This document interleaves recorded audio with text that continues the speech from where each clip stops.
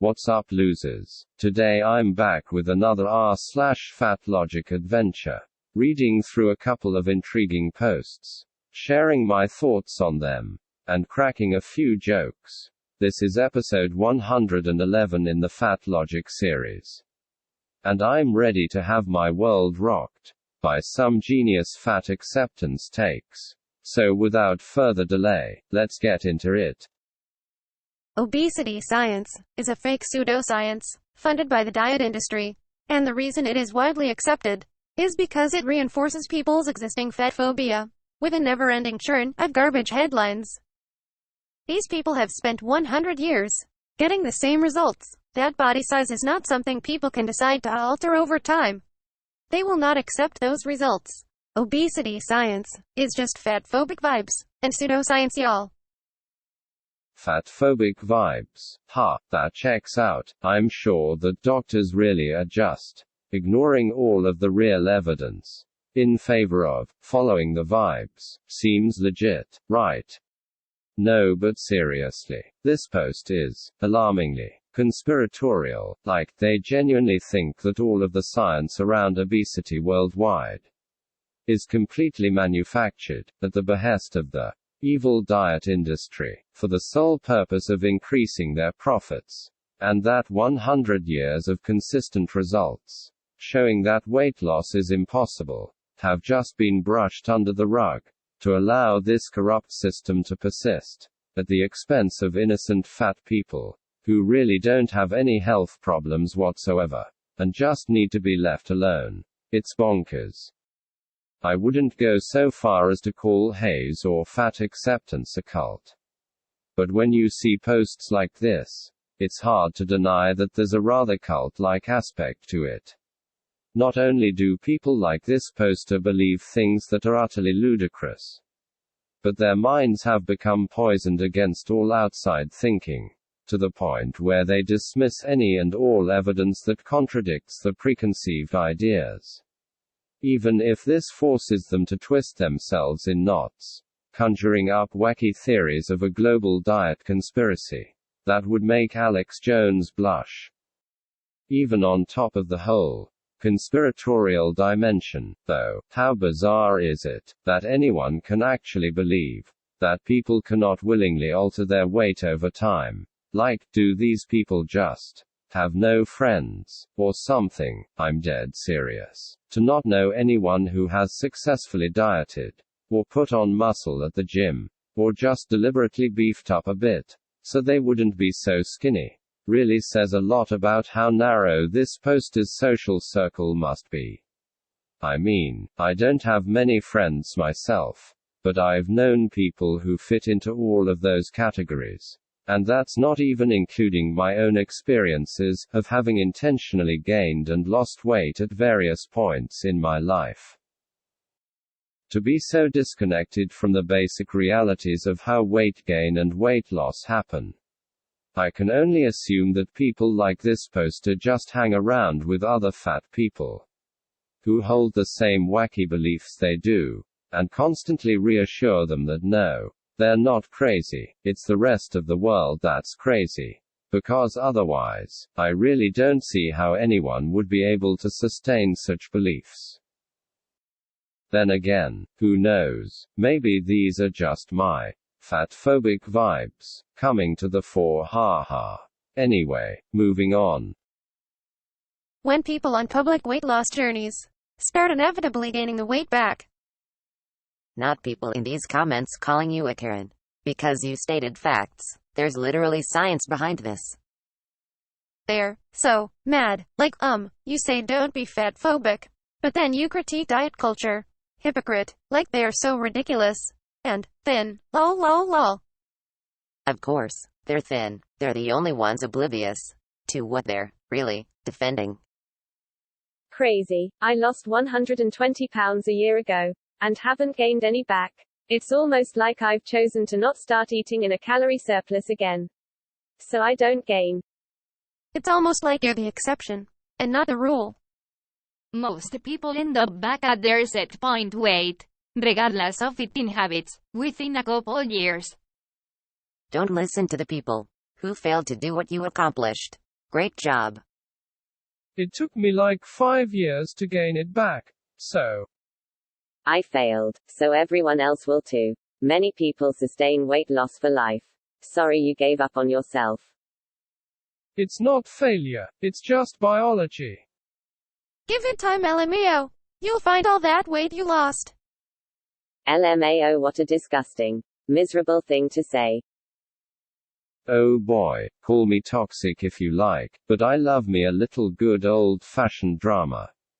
And this one sure delivered in that department, didn't it? I can feel the tension just sizzling away on my screen, haha.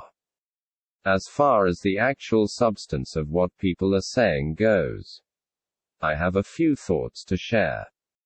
The first is that, as I've said before, there's nothing sadder, or more pathetic, than gloating over other people's diet failures. It's such bottom-of-the-barrel, garbage behavior, that seeing people do it this publicly, brazenly, even, almost defies belief. Shameless doesn't even begin to cover it. It's despicable.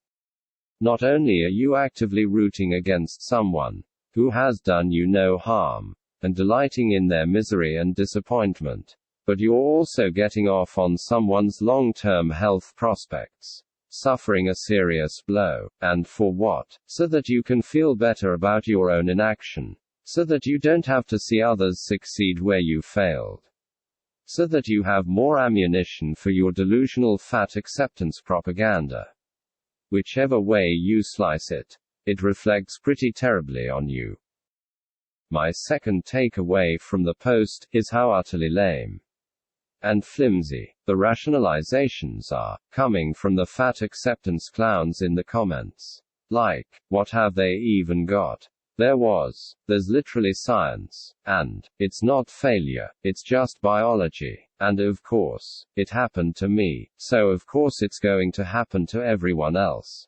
Needless to say, I don't find any of these arguments compelling in the slightest. And frankly, I'm surprised that they even have much power to comfort the people who use them.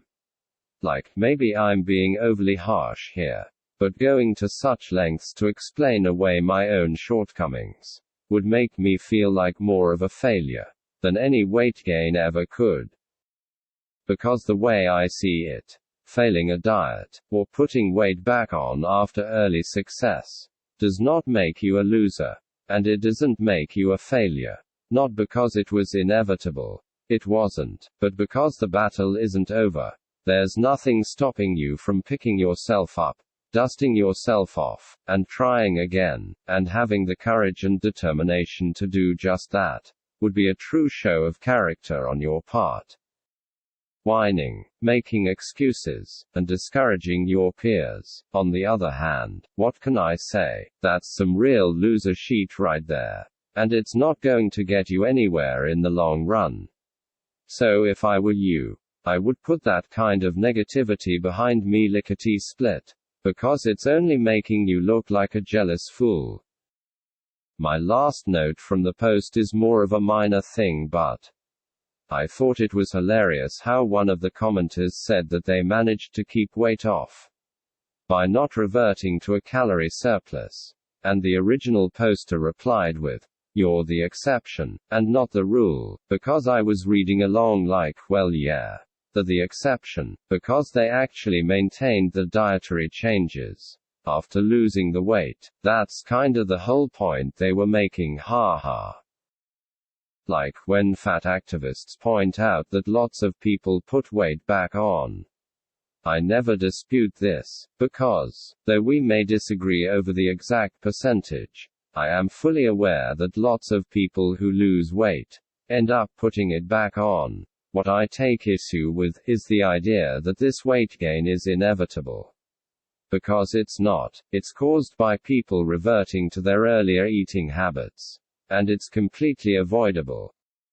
The thing people need to understand about dieting is, it's not something with a clear end point. You don't just lose a certain amount of weight, then call it a day. Go back to your old ways, and enjoy life in your now smaller body. It's about developing healthy, sustainable habits, and sticking with them through your initial period of weight loss and beyond. I get that this can be really hard for a lot of people, especially those who rely on food as a coping mechanism. But it's not impossible, and if you hang in there, it will get easier over time. It might be tempting to accept the fat acceptance get out of jail free card of denying yourself agency, and accepting weight gain as inevitable. But by taking this easy way out, you're only doing yourself a disservice. A better life is right there for the taking. You just have to work for it. It'll all be worth it in the end. Believe me. I've already talked a fair bit today, so I think for my last post I'll share a cute little collage I've been sitting on for a while.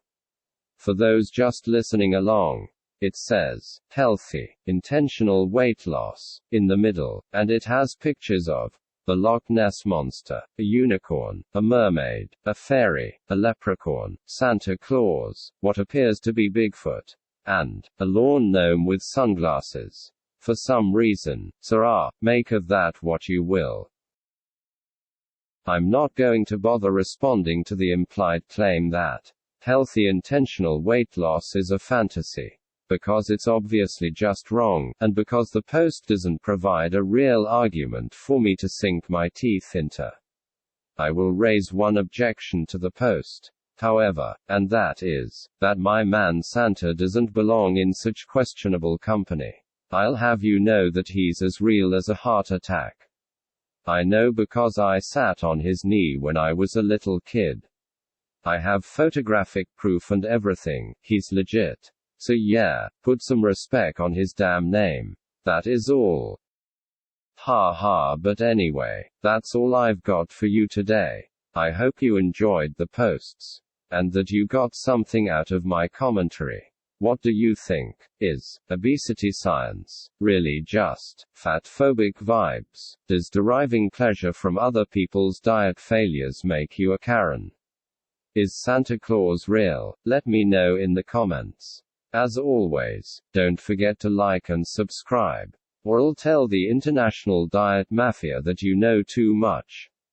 And they'll have you, taken care of. Just kidding, ha ha. Anyway, catch you later.